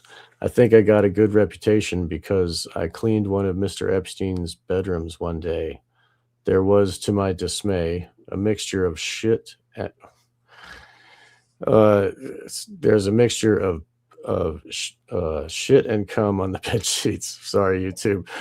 I dealt with it professionally, and I didn't say anything. I knew by then that someone is always watching. There are cameras in almost every single room, save Mr. Epstein's private office and regular bedroom. He had several bedrooms. That one was his favorite, I guess, his main room. I never mentioned it to anyone, but I still got a thank you from my manager for being discreet. One day, I was asked to go pick up a masseuse from a bus station. I didn't ask her her age. I knew better, but she couldn't have been older than 16. I got a really bad feeling in my stomach because at this point, denying Mr. Epstein's tastes would be borderline irrational. I did my job, though. I took her to his house, and a few hours later, I took her back to the bus stop. She was crying, and I didn't talk to her about it. A few weeks later, I did it again. Now the manager tells me that Mr. Epstein would like me to take over all of his various pickups and drop-offs. They called it cutie duty.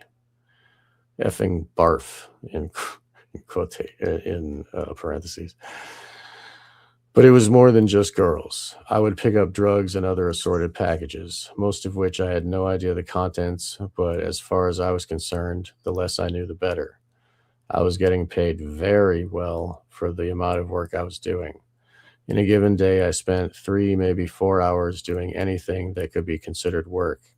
The rest of the time, I either sat in my car browsing 4chan on my phone or inside pretending like I was rich and this was my house. For this, I was being paid $75,000 a year, more than I'd ever even hoped to make my whole life. When I took over doing most of the driving, it went up to $115,000. Every time my job became more illegal, the money would get better. That's his tactic. He knows what people will do just about anything for the right price.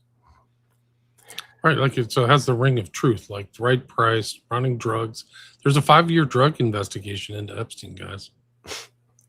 So, I wonder if that'll go nowhere too, right? This is 2020. This is before the Epstein files. This is before a lot of stuff came out. Right. I just want people to know, I guess, call it a public confession because I'm guilty. I guess I don't care that much because I'm going to be dead. I've done things I can't forgive myself for, and I think they'll have me killed anyway. I'm going to do it on my terms. Anyway, Mr. Epstein is very shrewd. He pays you a lot, but not enough for the stuff you have to do, and he tries to find the absolute least amount he can pay you to keep doing it. For me, disgracefully, that was around $150K. I stayed on cutie duty for about 4 months. Then Epstein took a trip abroad, and he loaned me out to other family, the Romneys. Man, you don't have to continue to read those this. Mormons are corrupt. No, but I mean, I can keep going. I just want to take a trip. Well, yeah, I mean, this may not be true. Who knows? But this is what somebody. Wait till it gets. I mean, we can save it for the next week. No, this is great. I mean, Okay. if Hans can hang. It has, yeah. I'll go through it here. Okay. But it has the ring of veracity. I'd say, it does. I mean, I would say it definitely because people are not, I mean, yes, there's a lot of misinformation out there, but this has the details and the way he's led into it, with the money, and you add more and more of that gradual adjustment. So I vote probably true. Yeah, it sounds true to me as well. And the Romneys makes it more true. Right? Now, keep in mind, I never met Mitch Romney, and I don't think I even worked for him. I just worked for the family. I reported to an employment manager as usual. I was tasked with driving a young man named Cole around wherever he wanted. Cole was probably 22, and already his license had been suspended for drunk driving. He lived in a huge house out in the middle of nowhere outside Boulder, Colorado. Man, it was beautiful. If I could have stayed there forever, I would have. I suspect it was a vacation cabin, parentheses mansion, owned by his parents, but I digress. Every weekend, we would drive into the city. He would get shit-faced drunk and find a woman or prostitute, and I'd take us all back home. Cole was a piece of total shit. If you remember Scumbag Steve, just imagine if Steve's parents were multimillionaires, if not billionaires. You get the idea. I don't know who Scumbag Steve is, but whatever. It's probably a 4chan thing. So one Sunday morning, after a typical Saturday night, I report for duty 8 a.m. sharp, knowing damn well that Cole isn't going to drag his ass out of bed until at least 3 p.m. Here he comes hobbling down the driveway in his socks to my car. He usually texts when he's up, and I come outside and start cleaning up his messes, or come inside. No text today. He comes over to the car as I'm stepping out. He says, hey, buddy, we kind of got a problem, but it's not that big a deal. Okay, what? Here, I can't see anymore. You scroll up. Sorry. Okay, there you go. Okay, what? Let's see it. We go outside upstairs to his bedroom. His girl from last night is laying face up, and her mouth open is pooled with vomit. She is most definitely dead. Far as I can tell, she overdosed on whatever combination of prescription drugs they were doing, passed out, puked, and then suffocated on her own vomit. I'm absolutely flipping my shit, and I've got my phone out dialing 911. Cole slaps it out of my hand and tells me to hold on. He says he can't get in trouble because it would look bad on his family. The Romneys. Okay, I said, Cole, I'm from Massachusetts. Like, I hate that dude. So anyway, Cole, you've already been getting into trouble.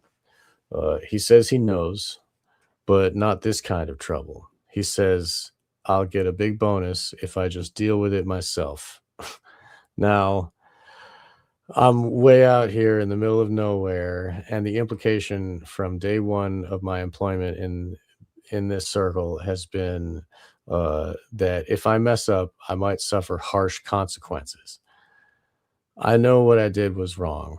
I know that, and I am sorry. Okay. I think it starts here. I asked him what I'm supposed to do. He says, just wait. He gets a different phone out of a drawer and starts making calls. After a few minutes, I'm waiting in the hallway. He's casually pacing around the corpse. He gives me GPS coordinates. 39.982602, negative 105.615416. Say it for all to hear, okay? For a little spot off 111 out in the mountains. I'm supposed to wrap her up, take her there, and drop her off. He said there would be guys waiting there to take her. It's a long drive, and I don't look forward to it one bit. I wrap her up in his comforter. He stops me. Bro, he says. Bro, not bro. Oh, I hate this guy. Bro, not that blanket. That's like the softest blanket in the world, dude. No way. Bro, dude. And he gets me a different blanket from the closet. Fucking real gentleman, Cole was. Okay, enough He's got an F-150 at the property used for landscaping work. I put her body in the bed with a tarp on top, and then I fill the rest of the back of the with landscaping supplies, fertilizer, tools, etc. I tried to make it look really natural and boring. I'm shitting bricks. I can't believe I'm actually doing this. But he's promising me that if I get busted, I'll have the best lawyers money can buy, and I believe him. She's dead already anyway, and it's unlikely he would even get into my real legal. And it's unlikely he would even get into any real legal trouble, just bad press. So what's the difference? The whole time driving, I'm just sweating right through my clothes. I have to stop twice to puke. When I get there, there's a little dirt spot you can pull off into, and sure enough, there's a black SUV with a Jeep and a Jeep with off-road tires. I'm not about to just assume these are the body people, so I stop and get out and approach the SUV. The window rolls down, and there's a woman who's probably in her 50s and a big guy driving. I don't know what to say, so I'm kind of like, how's it going? Feeling like a complete fucking idiot. She makes a call and describes me to the person on the phone. Then she puts it down and says, "We're who you're looking for. Is it under all that stuff in the bed?" I say, "Yeah. Do you need help?" She says, "No. Take a break."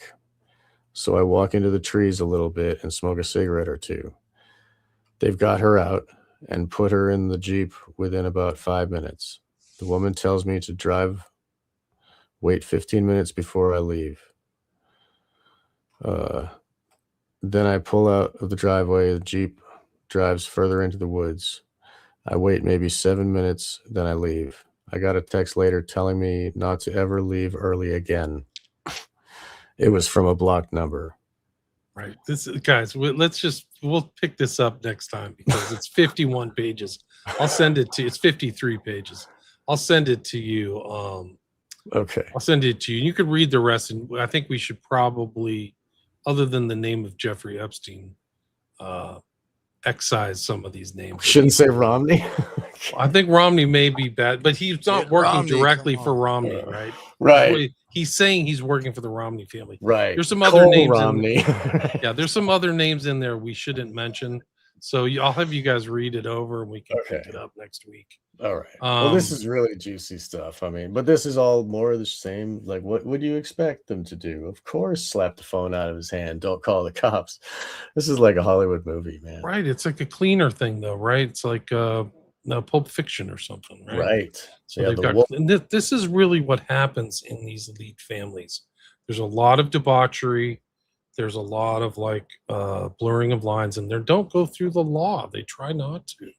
So they've got people to handle stuff and all this weird stuff. And so this has kind of a ring of truth to me. But and the Romneys are Mormons. I mean, but they're rich. They're very that's wealthy true too. But I mean, like, not that all Mormons are bad, but I'm just saying, like, that's some really corrupt stuff going in Utah. And I mean, the Mormon Church, there is a hierarchy there, you know. They safe face. They've got a good public face, but inside some of those families, they're very dysfunctional, man. And there's a lot of drugs. Like, they have this thing, like, we don't drink and use drugs, but that's kind of like the parents. But I've done shows on Mormon families, man. They're as bad as any trailer park type people, of course, man. Right. And if you look at Joseph Smith was not clean, and then some of these other guys, like the one guy in northern Arizona, they kill people. There's that one that's called the Prophet from like Mexico. Like, the guy was traveling around blowing people away. Like, he was Mormon, but he was savage. The Romneys are in Mexico, and they fight with the cartels. They got guns. They roll in trucks. Like, I saw a documentary. Vice. Yeah. Then they're all in Mexico because of the American law where you can't have polygamy. So all the Mormons ran to Mexico. Yeah, 4chan may suck now, but there's a lot. I mean, wait till they get into the Epstein stuff. Like, the guy's leaving a lot of information. So this guy, I want to hear his thing. I'll send it to you. You can read great. Yeah, we'll definitely go through that. No, it's just to see this stuff, and the specifics are important because, I mean, these are actual people, and they're doing this, and they're, and even with the Mormon Church, I mean, Joseph Smith was a very debased and he murdered he had hundreds of people killed, Total even Native occultist too. Americans.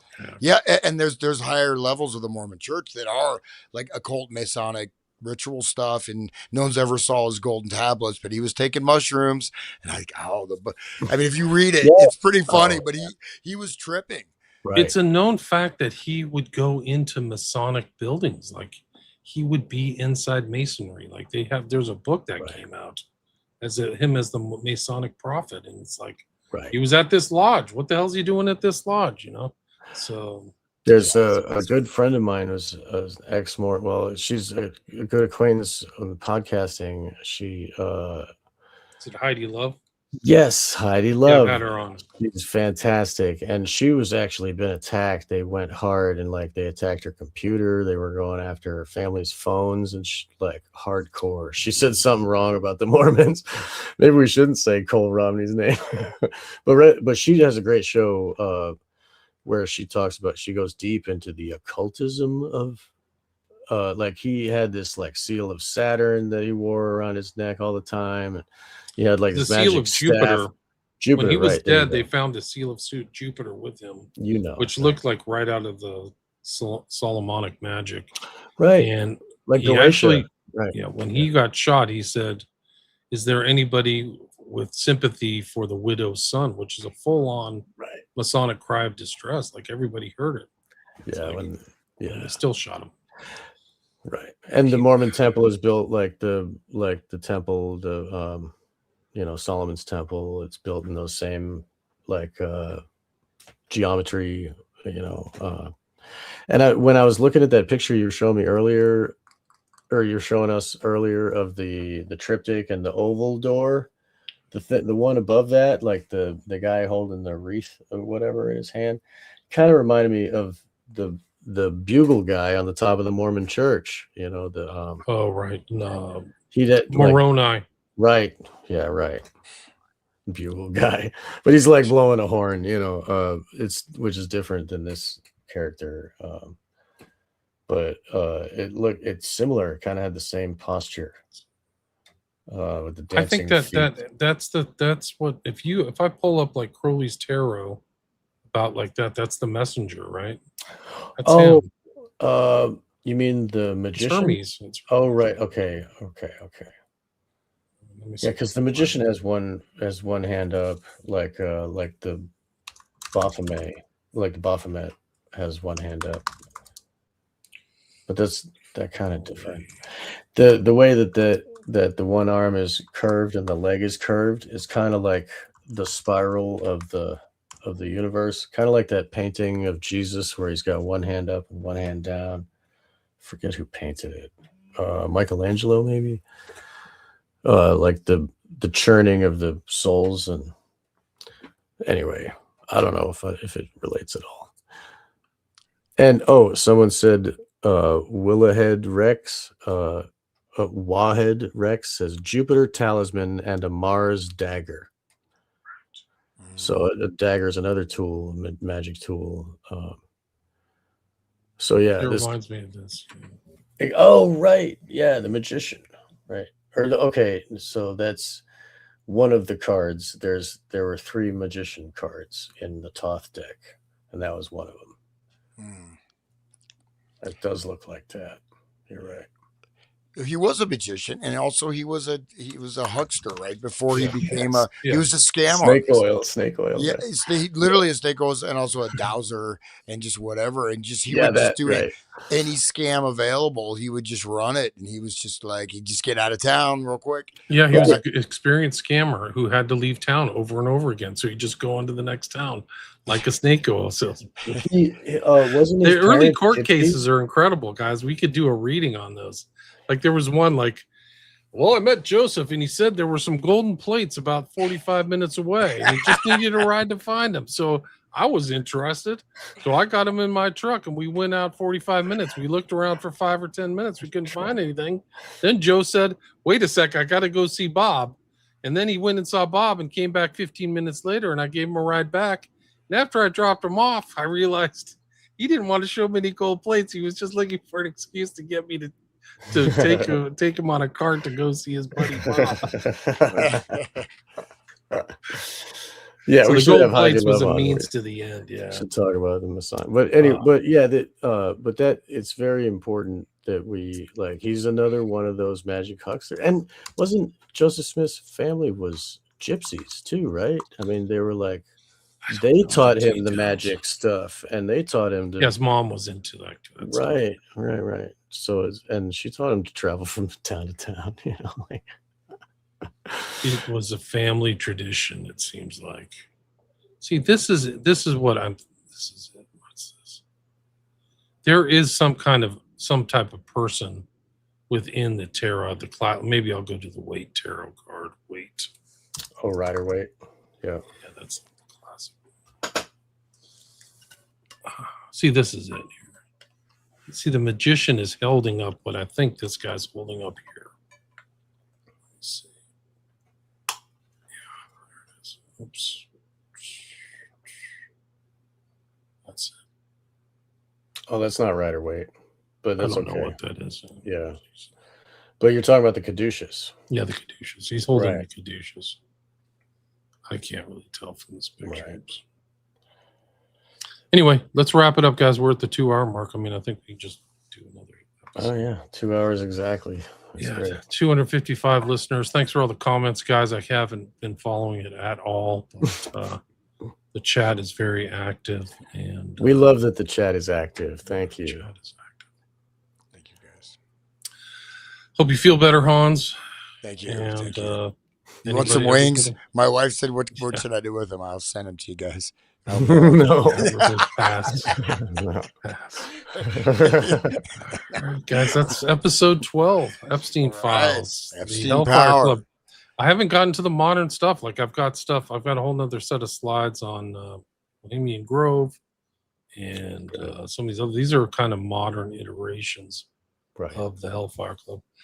And we could go back and read a lot of those other articles. I don't know if they'd be worthwhile, but Well, we know, and what we talked last week about Kushner's new island and all the tunnels. So it's going to be some new hellfire over there, I'm sure. if he gets it done, I mean, I don't know. It's not going to be the same because people weren't aware of the totality of what was going on with Epstein's things. It was all silent, but now they know. So people will be like, "What the hell are you guys doing?" Like this whole doctrine of silence may not hold up, but Let's we hope will not. see. We will see. Hippocrates will not win the day. We will get the truth, eventually. Let's hope so. We could also look into Rena O's whole story. Oh, Rena I forgot O to would- send that over. Yeah. That would be great. I would like to look into Rena O. I'll send you guys I found the link to her. it. She's got a website. Rena O is OH EpsteinFiles.com. Oh, interesting. And she's got videos that she did. There's there's some good ones. This is it right here. I think For I people downloaded. who look into this.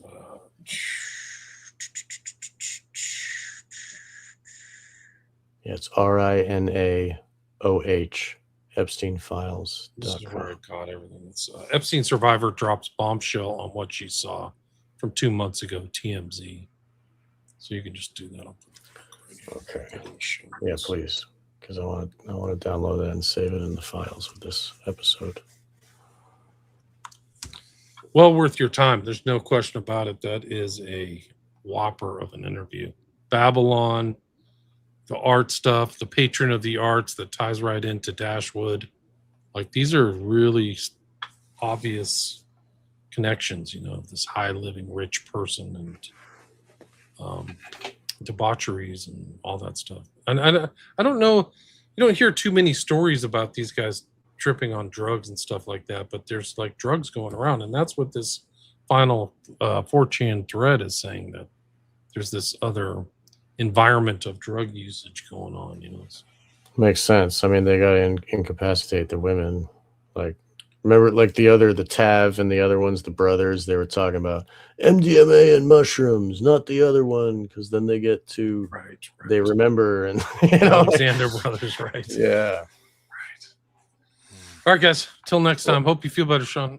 Sean and Hans. We're sorry. Yeah. Okay. All I right. feel great. I'm great. Thank you, Thank guys. you all for listening. And everybody, please visit WilliamRamseyInvestigates.com. And as well, please visit HansUtter.com and the Resonant State on all of the podcasters. And thank you for listening to Wake the Dead. And you'll find Wake the Dead in all the places. And thank you all for listening. Until next time, there will be a part 2. I'll send you guys that document. Awesome.